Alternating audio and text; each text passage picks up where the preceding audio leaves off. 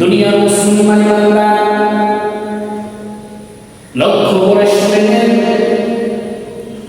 আরাফার দিন যখন হাজিরা উপস্থিত থাকেন, হাজিরা যখন লাব্বাইকা বলিয়া আমার আল্লাহকে জানাই দেন, ও মালিক আরাফার ময়দানে আমরা উপস্থিত। আমার আল্লাহ তাআলা ফেরেশতাদেরকে ডাক দিয়ে বলেন, ও ফেরেশতারা শোনো শোনো,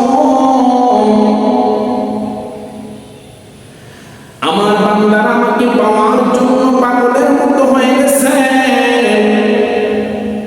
কি পরিমাণ কষ্ট করতেছে আমার বান্দারা, একটু তুমি দেখো, তোমরা দেখে নাও, আর তোমরা সাক্ষী হয়ে যাও। আমি আমার বান্দাদেরকে আরাফার দিনের খাতিরে আমি আল্লাহ মাফ করে দিলাম। ও দুনিয়ার মুসলমান বান্দা, আল্লাহ নবী সাল্লাল্লাহু আলাইহি সাল্লাম বলেন, যখন আরাফার দিন চলে আসে, আরাফার দিনের মধ্যে আল্লাহ তাআলা যত মানুষকে জাহান্নাম থেকে মুক্তি দেন, আরাফার দিনে যত মানুষকে দোজখ থেকে মুক্তি দেন, দুনিয়ার জমিনে আর এমন কোনো দিন নাই যে ওই দিন এত বেশি মানুষকে আল্লাহ তাআলা মুক্তি দেন।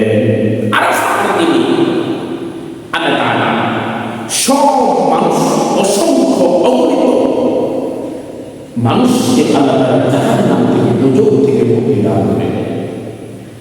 ও দুনিয়ার মুসলমান বান্দা,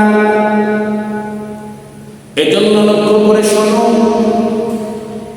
আরাফার দিনে আমরা রোজা রাখার জন্য আমরা চেষ্টা করব। আরাফার দিন যেন আমরা রোজা রেখে আল্লাহকে রাজি খুশি করার জন্য বেশি বেশি করে নফল ইবাদত করতে পারি। সারাদিন যেন গুনাহ থেকে বিরত থাকতে পারি, সারাদিন যেন আমরা কোনো গুনাহ না করি। আমরা সেদিকে খেয়াল রাখতে হবে, সেদিকে আমাদের লক্ষ্য করতে হবে, আমরা যেন সারাদিন কোনো গুনাহ না করি। চিন্তা করে দেখুন, আরাফার দিন শেষ করে, হজের কাজ শেষ করে যখন হাজিরা বাড়ির মধ্যে চলে আসে, আল্লাহ নবী সাল্লাল্লাহু আলাইহি সাল্লামের হাদিস দ্বারা প্রমাণিত, ও দুনিয়ার মানুষেরা তোমরা হাজিদেরকে সালাম করো, সালাম দাও, মুসাফা করো, মুআনাকা করো, এবং তাদের কাছ থেকে তোমরা দোয়া প্রার্থনা করো, কারণ তারা নিষ্পাপ হয়ে বাড়িতে এসেছে। সুবহানাল্লাহ, তারা নিষ্পাপ হয়ে বাড়িতে এসেছে। কারণ হাজিদের জন্য আল্লাহর নবী সাল্লাল্লাহু আলাইহি সাল্লাম দোয়া করেছেন, হে আল্লাহ তাআলা হাজিদেরকে আপনি মাফ করে দেন, এবং তারা যাদের জন্য সুপারিশ করবে সেই সুপারিশ আপনি কবুল করে নেন। তাহলে আমার নবী সাল্লাল্লাহু আলাইহি ওয়াসাল্লামের দোয়া আমার আল্লাহ কখনো ফেরত দিবেন না। এজন্য যখনই হজ করে কোনো মানুষ যখন বাড়ির মধ্যে চলে আসে, আমরা তার কাছে দোয়া মুসাফা করব, আমরা তার কাছ থেকে দোয়া নেওয়ার জন্য চেষ্টা করব। দেখবেন আল্লাহ তাআলা আমাকে আপনাকে আল্লাহ তাআলা মাফ করে দেবেন। এজন্য সম্মানিত উপস্থিতি,